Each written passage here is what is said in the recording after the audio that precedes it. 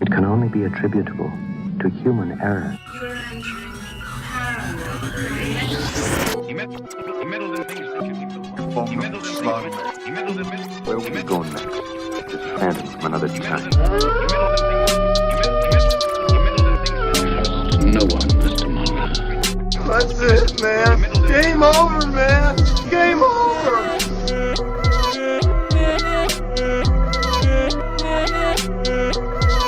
That is one big pile of shit.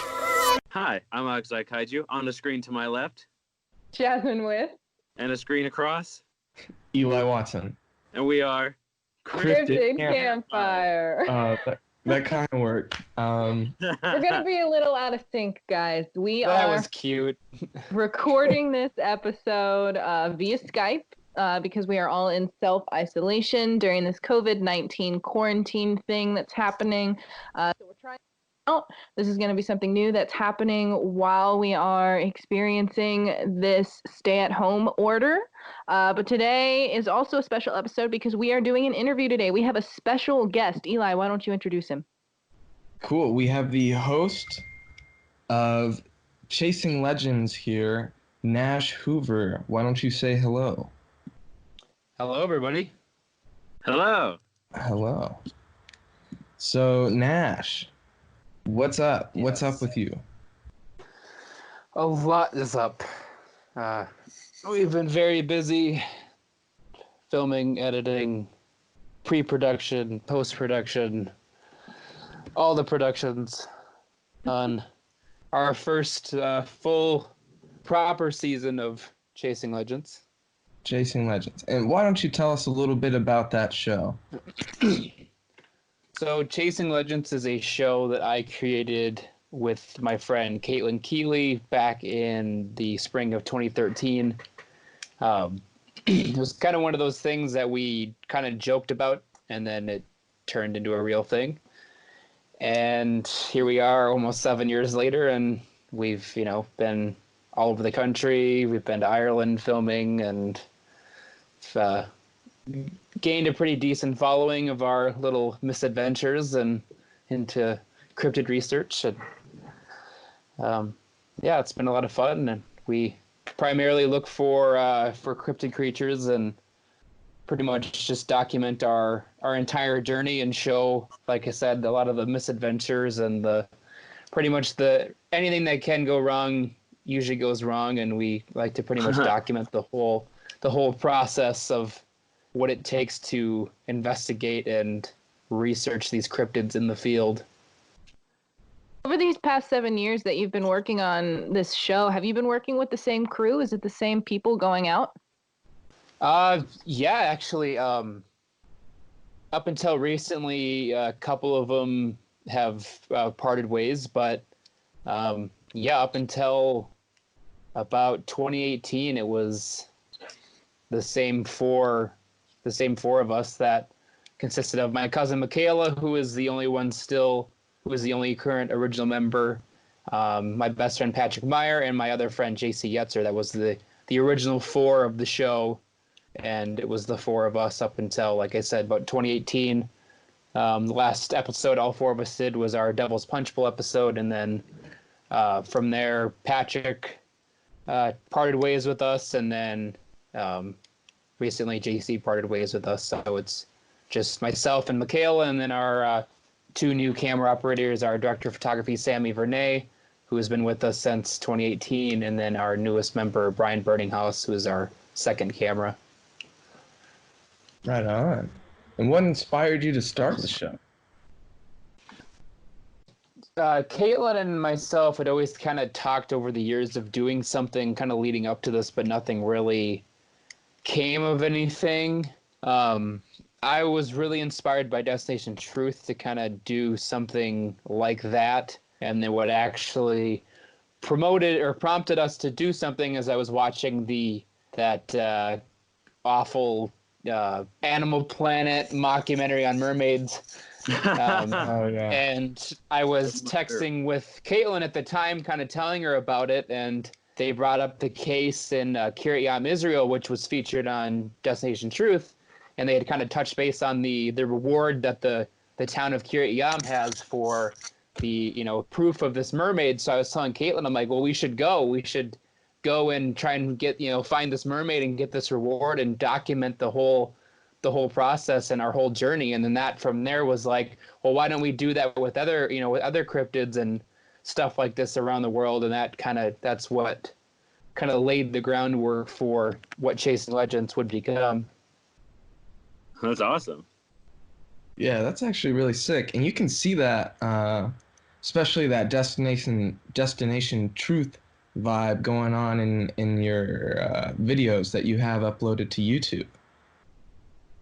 Yeah, we very much like to include everybody, make sure everybody has a face and a voice, and not just make it a one-sided show.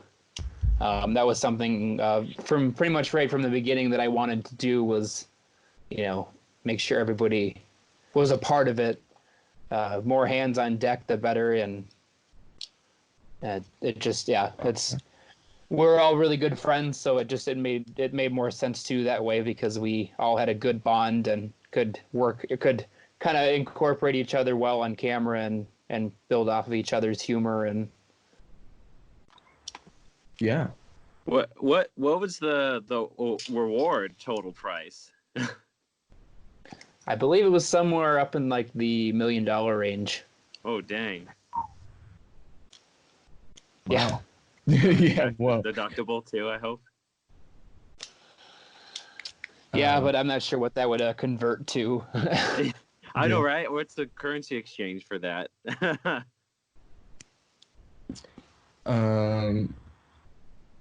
So the most recent, so you're getting ready to do your first full season of Chasing Legends, and you did the first episode already, and if you are willing to discuss a little bit about it, it ties into one of our most recent episodes, the Pukwudgie. Whoa. Yes. Puck boy. So, was it 2 weeks ago, 3 weeks ago? We traveled to Massachusetts, linked up with Alex Pedikov, and found ourselves in the middle of the Fall River Freetown State Forest. And Wow. Yeah, it was a lot of fun. It was learned a lot, and that was kind of an episode that has been many years in the making, and Sick. it's definitely glad to finally check that one off the list. And we started editing it last weekend, and it looks amazing. Just what we have done so far, it looks incredible. Like just way outside of anything that we've put out. Just the 3 minutes that we have edited, it took us like 3 hours to get that far. Like we went that technical with it. My director of photography is a producer for our local Fox station, so he edits every day. So he's, it was like, I've never watched anybody edit the way he edits, and so yeah, I'm so happy to see the finished episode just based off of that first 3 minutes that we got done. Sick. Yeah, and you mentioned Alex Pedikov, and fellow cryptid documentarian. How was working with him? How did that really get started? Oh, it was awesome. Me and him have kind of had a virtual friendship, if you will. We've messaged back and forth and kind of kept each other updated with kind of things that were going on. And I knew he was not far away, so I messaged him. I was like, hey, we're going out there. Would you be interested in linking up with us and helping us out? And he came out and was up with us the whole 3 days and helped us, behind the scenes, and was on camera a lot too. We kind of incorporated him as a guest, and we investigated together. And yeah, he's really knows his stuff. It was a lot of fun to get to work with him. And we definitely will be linking up again eventually on another episode coming up. Oh, sick. For this season. Right on. Did anyone have any questions or? Well, I wanted to ask something, but I don't know if this is a good segue or not. You're talking about completing this, first official season, and I was wondering where this content is going to be released when the time comes, because I know that you currently have stuff on YouTube. The previous stuff that you've created and posted is there. Is this new full season also going to be on YouTube, or will it be through a different sort of streaming service? We are still planning on putting everything on YouTube. YouTube's been very good to us. It's easy. Everyone has access to YouTube, so we want to make it as available as possible for everyone. We have talked about doing Amazon Prime as well, but definitely primarily YouTube as of right now. That's great. I love that. Yeah, YouTube seems to be doing really well for a lot of the indie creators, obviously. That's and especially in the paranormal realm of things. When we first created this, we always, our goal was always television, but over the years we've kind of steered away from that as we've seen how bad some of these shows have been. Oh yeah. Well, that's speaking of your Kickstarter, that launches on the 31st, right? Not anymore. With all of this, with all of the COVID-19 and coronavirus stuff, we decided that since a lot of people are currently out of work and out of, not gaining an income, it wouldn't be right of us to ask for money from people. And so we, until further notice, have postponed it. It sucks, but yeah, it's just bad timing, and we just want to make sure that everything is good to go for us once we're ready to start and get it out there, and it gives us a little bit more time to craft some more content for it. And you got to adapt, with especially I was just gonna say this is a situation that everybody is facing right now, but I am so intrigued and interested in the ways that I've seen people taking the opportunity that's been given to them and being creative and having more time to plan and rest and heal from whatever it is that's happening in their life. So, that's what we're doing right now. We can't meet together like we usually do. So we've been talking on Facebook and trying to figure out a way to still put out content and keep a little bit of normalcy and schedule in our lives and make sure that we can keep doing what we're doing despite all the sadness and chaos that's happening right now. Yeah. Nash, have you had any personal experiences with the paranormal or the cryptid world? Oh yes. Oh really? I don't just do this for screen, guys. There's some stories. Okay. Just a fun hobby, right? Yeah. Cryptid specifically, we've had, our Lake Pepin episode, we had a potential sighting on that. Ooh. That I still, to this day, can't quite explain. I've had experiences more in the ghost side of things, doing other projects and with Chasing Legends, and we found some pretty crazy physical evidence just poking around in the woods for things, and there's definitely not a shortage of things that I've had happen that, it's, if anything, it just intensifies our desire to pursue this stuff. Yeah. Right on. That's crazy. Do you have a crazy personal experience that you can come to mind? Yeah, I would say the Lake Pepin one, because when we were out there filming, and I think it did make it into the episode. You can't really see much, but we were able to see kind of what everyone was describing, and so we were on this boat in the middle of the lake. There's nobody else out there. The weather was crap. There's nobody else out in the lake. It was just us, and the Lake Pepin is it's a lake that's a part of the Mississippi River, so the current is supposed to go south. Well, when you see something, a wake form and then is moving north, you kind of have to, kind of Whoa. consider some other things. And, it was so, like, I would say it was 100, maybe 200, possibly 300 yards out from us. And my cousin Michaela could see it with the naked eye. And I was scanning the lake with the binoculars and was able to spot it. So, like, that's how prominent it was on this lake, that she was able to see it, from that far away with her naked eye. And we tracked it for, I'd say, at least a minute, and then it disappeared. Like, it just was there and then gone. Whoa. Yeah, that to me was probably the kind of craziest in terms of, like, actual sightings. Yeah, in terms of actually seeing something that you can't, that just kind of gives you more questions. And I go, I've been out to that lake tons of times, like after we filmed that, and that, that was the only crazy, thing that I've had.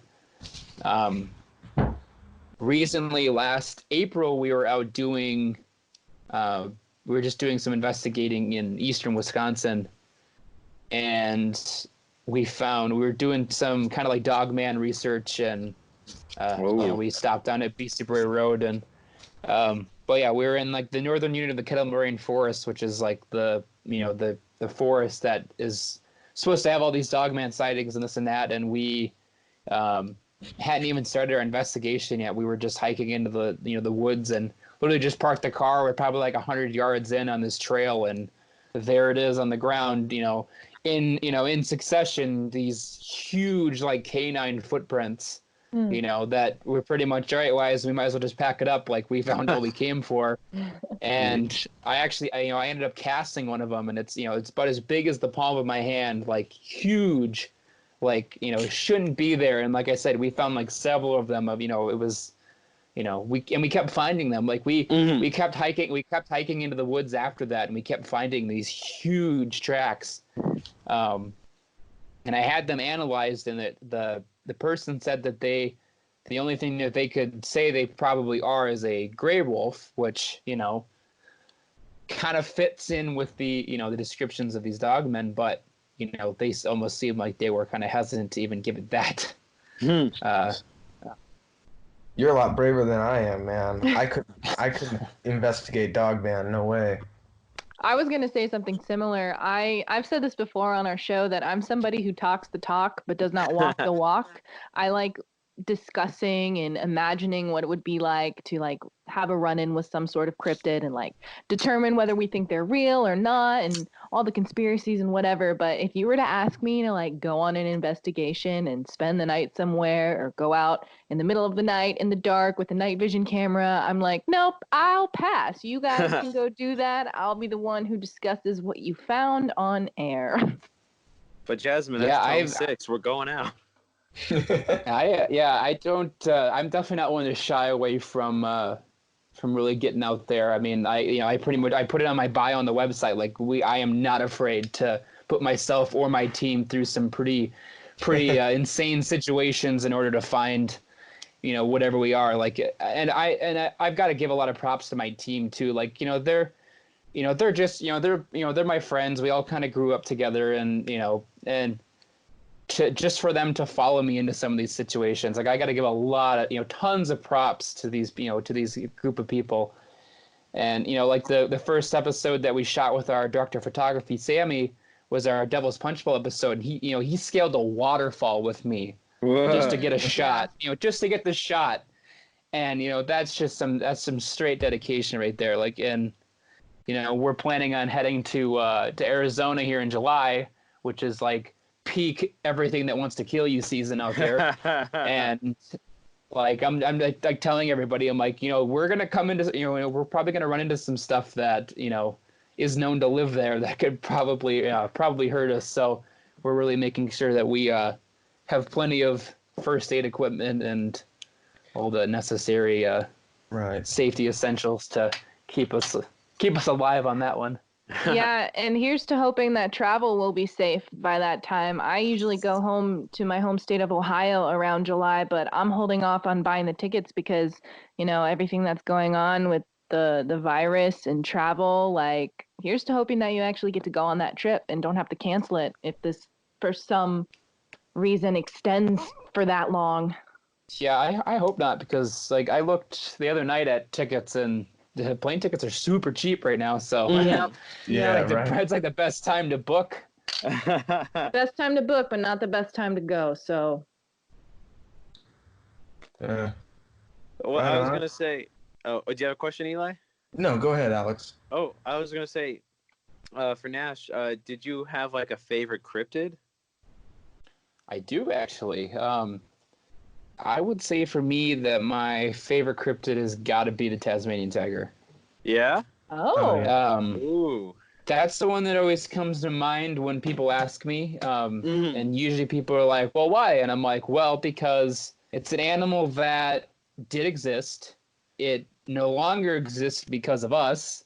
And pretty much right from the point of they said, oh, yeah, that's extinct, people were reporting, oh, no, it's not. And I just think there's been tons of really good evidence that's come out of both, Tasmania and Southern Australia. And I just think it's something that really needs to be further looked into. And a show like this really hasn't done anything like this. I mean, I know like Forrest Galante did an episode on it with his Extinct or Alive series. And Yeah. I know Gates did an episode on it with his Expedition Unknown, but no one's really done it on like huh? Yeah, it really does get everyone- overlooked in terms of like the cryptid community, even though it seems seemingly one of the poster children of the cryptid field. Yeah. I mean, I'll be honest, I've never heard of that creature until just now. So Really? yeah. What? I know. Wow. I'm an embarrassment. Well, have you at least let's- heard of the let's- Tasmanian devil? Well, yeah, I know who learn the you. Tasmanian devil is on the Looney Tunes or whatever, but like I had no idea that this was like a real creature that people were interested in exploring. So the Tasmanian tiger is actually not a tiger. That's more of like the It's the stripes, right? The 'Cause of the mainstream name, yeah. It's actually a marsupial. It looks more like a wolf, but it's actually a marsupial, so it's more closely related to a kangaroo. And it has like these tiger-like stripes on the back, which gave it the name Tasmanian tiger. Yeah, but it's like this long-snouted, dog-looking. It's just a beautiful animal, and yeah, they were pretty much hunted to extinction once the European settlers and other people started to migrate to Tasmania and Australia because they were essentially killing the livestock. So, yeah, they were hunted out. Last one died in captivity in 1933. Yeah, I think you're the last one, the one that died in the zoo because it was like they didn't lock up the enclosure properly, so it got out and it froze to death. Pretty much is what I think happened. Yeah, I got tons of like video footage on my computer and stuff like that. I got this little sticker. That's what it looks like. Oh, so I yeah. can't see the sticker. You're still frozen position you were when we started this call. Picture a crocodile and a dog had a baby. Well, That's I my, did look up. My phone background. oh, dang. Big fan over here. Yeah. Yeah. So That's yeah, kinda so, It kind of reminds me of Alex Petakov's latest documentary, Lions of the East. I don't know if you've seen it, but I have not yet. He's been meaning to send me a link yet, and yeah, that's his mountain lion stuff is. Yeah, he was telling me a lot about that when we were together. Yeah, it's very interesting. I didn't know anything about it till I watched it. Yeah, it's pretty wild to because the UK has something similar too because they get a lot of like large cat sightings that shouldn't be there and yeah, it seems like these alien cats, as you would want to call them, seem to be kind of all over the place. Yeah. And yeah, Tasmanian Tiger though. If I ever get the chance to go down there and film an episode, that would be, usually we give our episodes usually 4 days max to do everything. It's usually only one investigation. With that one, I would give it at least like a week, and like several investigations in both South Australia and Tasmania. I mean, especially too, just it'd be nice to go down there for like a week. Yeah. Now that it's no longer on fire. Yeah. Yeah. Nuts. Yeah. Well, did anyone else have any questions? Nash, did you have any questions for us? Yeah, what's it like living in California? Yeah. Pure chaos Been all wild. the time. To the post office today, and that wasn't fun at all. The people who are out right now are really bold. There's a lot of interesting things happening on street corners and reasons for me to be looking over my shoulder. But you know what? We're gonna make it through, and hopefully it'll be normal again at some point. At least you guys actually don't have to work during all of this. I'm considered essential. Yeah, truly, it is really bittersweet. I used to work at a grocery store when I lived in Ohio. I worked at a grocery store for 5 years, so I know what I know essentially what people are going through, but I've never worked in a situation like this before, so I can't even imagine what it would be like to be out in the public and having to deal with people right now. I'm very confident that if I were working an essential job right now, I would probably be losing my mind and or get fired because I wouldn't have the patience for people. So it's a very bittersweet thing, not having a job right now. And but obviously, also being in it. Obviously the situation's a lot different between, where I am in central Minnesota to you guys out in, Southern California. Yeah. You guys have pretty much as many people in one city as we do in this entire state. So I know. Doesn't that sound nice? Yeah. Oh, man.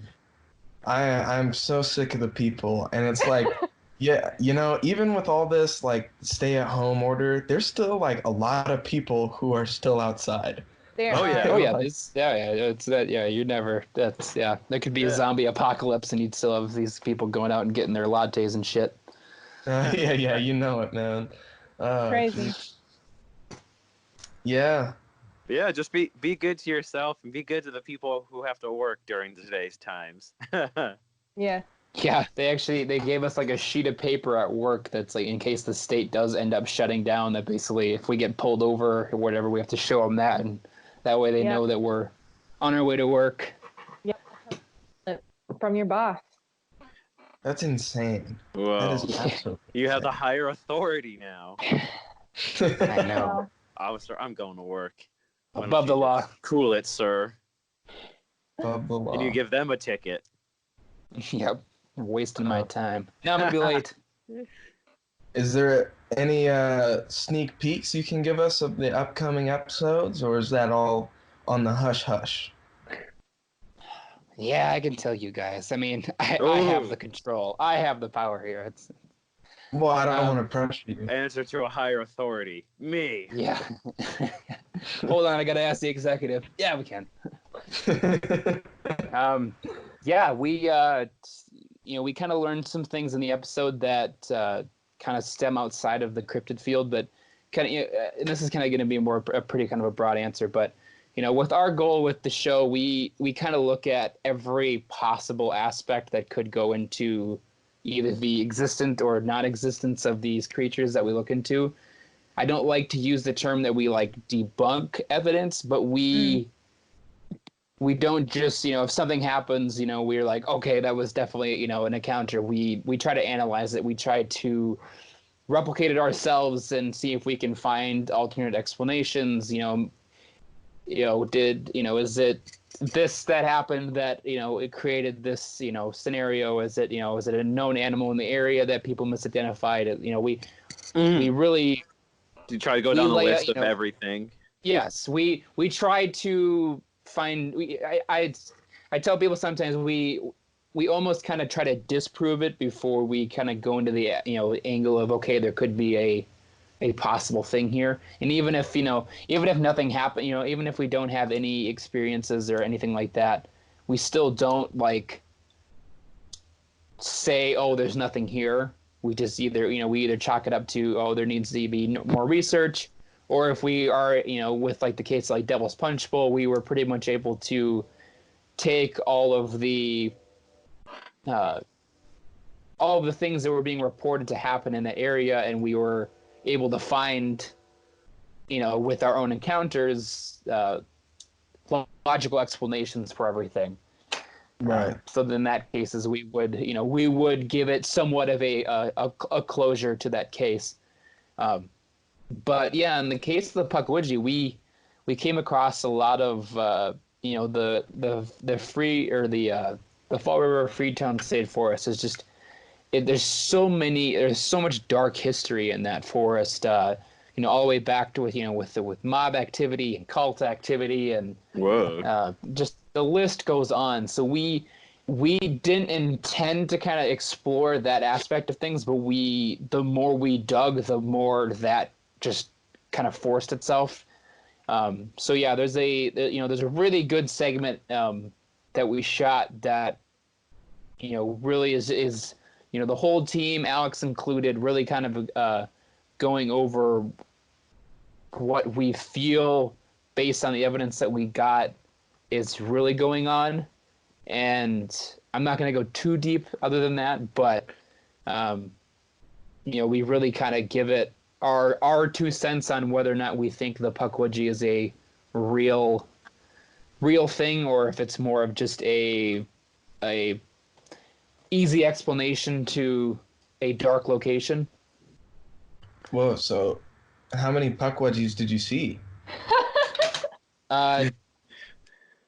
87. Whoa. Whoa! That's a lot of bow and arrows. Yeah, I it was. have a question. It's like that scene like at the beginning, like the Raiders of the Lost Ark. Yeah, it was like dodging. Oh yeah. Like, Run! Start the boat, Jock. Start the boat. I had a question about the Devil's Punch Bowl episode actually. How did the water test go? yeah, I that was one of those errors of mine that I completely forgot to even talk about that again. It's still on my desk. It's Oh, it is. Oh, that's sick. Never drink water from the Devil's Punch Bowl. right here. It's in our evidence bag. Oh, so sick. Is it cold? It is kind of still, but I think it's more of just a room temperature. But yeah, it did change clarity. It did change temperature. So that one is finite. I know. That was our last hope for anything. But yeah, the only thing that we really couldn't give an explanation down there is when we did our interview, the guy we interviewed, Chris Wiener, talked about how they were getting some weird EMF fluctuations down there. We did try that, and we never really got anything with our equipment that was odd. So Yeah. that's like the only one. That's still like the only reported thing that we were given that we couldn't find an explanation for in our own. I mean, it didn't even make the episode just because nothing. We really. I think it was the other. Because originally with that episode, it was supposed to be all 5 of us were supposed to go and explore together. Well, Patrick and JC somehow ended up on their own and didn't film anything that they were doing. So that was they were the two that tested the EMF thing. So obviously it just never got documented that they had tested it. Interesting. Right on. But yeah, that whole area was it's so weird, and it didn't help that it was like super foggy and disorienting. So like, we literally could not see like more than a few feet in front of us, even with our headlamps. Literally did nothing. Like you can see more with the night vision than what we could, with our naked eyes. So it was so hard to navigate through that place. We pretty much spent the whole time like looking at the ground because that was the only thing that we could See. base any sort of, yeah, exactly. Like, we pretty much had to base where we were walking on, just what we could see on the ground. And Yeah. it was like, I think it was like 95 degrees, 100% humidity that day. Like we were in a jungle essentially. Like we literally felt like I always tell the crew, I'm like, we could have just released the investigation and told people we were in Southeast Asia and they would have believed it. Yeah, just probably. based on how bad we were sweating. Nuts. Yeah, that's what I recently went to Oregon, to Mount Hood National Park last year. And that's what surprised me so much about the nighttime out there, is it's just pitch black. You just cannot see anything. And it's like, and the forest is actually really dense out there. I don't know what people, like skeptics especially, what they picture of when they think of the forest, the Pacific Northwest. It's just really dense. And they like think it's from the Patterson Gimlet film, with like a clear opening with trees laying around. Yeah. They're like, Yeah, that's probably. the forest. I don't see any. Those openings in forests aren't a thing. yeah, right. There's never just a random clearing. Right. It was just Yeah, nuts. I'm actually supposed to go to Oregon next month, but hopefully that still happens. Yeah, that's crazy. What is next month? April. Oh, wild. I don't know where we are anymore. Oh my god. Well, did anyone else have any questions? No, I think I have said everything I wanted to say to Nash today. Yeah, I mean, other than who, have you listened to any of our episodes about the Cryptid Coliseum, if you don't mind me asking? And don't put him on the spot like that. About to put him on blast. I have not, unfortunately. No worries. Well, we do this thing to where we have the Cryptid Coliseum and we like to throw cryptids in and kind of, do some research on who we think would, have a good fight. And so I guess I'd like to ask you, who would you like to see the Tasmanian Devil fight in the Cryptid Coliseum? Tasmanian Tiger? Yeah. Come on. God. I feel like it would have to be another similar animal. Like, it can't be something.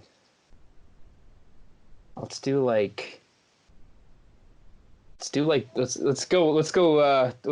Australia and its UK roots. Let's go like Beast of Boost, or what is it? Exmoor. Beats of Exmoor. Oh. Do a cat against a wolf. Yeah. That sounds pretty dope. Or even like throw the black shuck in there. Yeah. Yeah.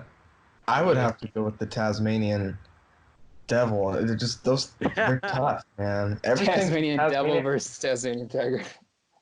Yeah, dude. Just I don't know. Maybe throw Crocodile Dundee in there. Have Australian legend fight. What- Yeah, I don't think Paul Hogan's doing much these days, so I think keep it down. Yeah, get him in there. Oh goodness. Well, that's not a fight. Well, Nash, thank you for your time today. Yeah, guys, Yeah, thanks for having me. coming on. Yeah.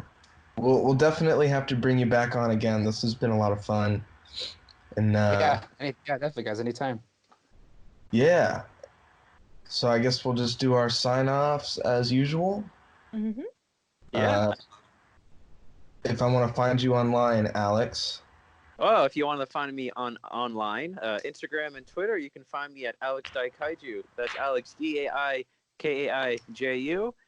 Since everyone's staying at home, be sure to check out my art. I've been posting more art, doing some cryptids, so check them out. And if I wanted to find you, Jasmine? You can also find me on Twitter and Instagram. My name is the same on both. It's Jasmine Way with JasmineMaewith. What about you, Eli? You can find me at the Eli Watson on Instagram. Watson. And if I want to find the Nash Hoover online, how do I go about that? I am on Twitter and Instagram at Nash Hoover, all one name. You can find the Chasing Legends pages. It's at Chasing Legends TV, all one word. That's on both Facebook and Instagram. And yeah, that's the best places. The best place to get the most up-to-date content would be my personal Instagram. Mm-hmm. But yeah, that's where. And then at www.chasinglegendscrew.com is going to have the most information and all of our episodes. So yeah, Awesome. Sounds shameless good. plug. Yeah, no, please. And do you have any idea when that Kickstarter will be up, or? It's up in the air. April? Probably late April. Let's say like a Cross month. the fingers. Yeah, like a month from now, hopefully. Right. If everything goes well in the world, end of April. Otherwise, probably May. I'm just gonna keep pushing it back until everything gets better. Right on. Well, Yeah, we'll so be everyone sure to- wash your hands, and then that Yeah. Kickstarter can come up sooner. Yeah, stop going outside unless you absolutely need to. Yeah, Right. Stay home. And we'll be sure to share your Kickstarter on our official Cryptid Campfire Instagram, Facebook, and Twitter. Mm-hmm.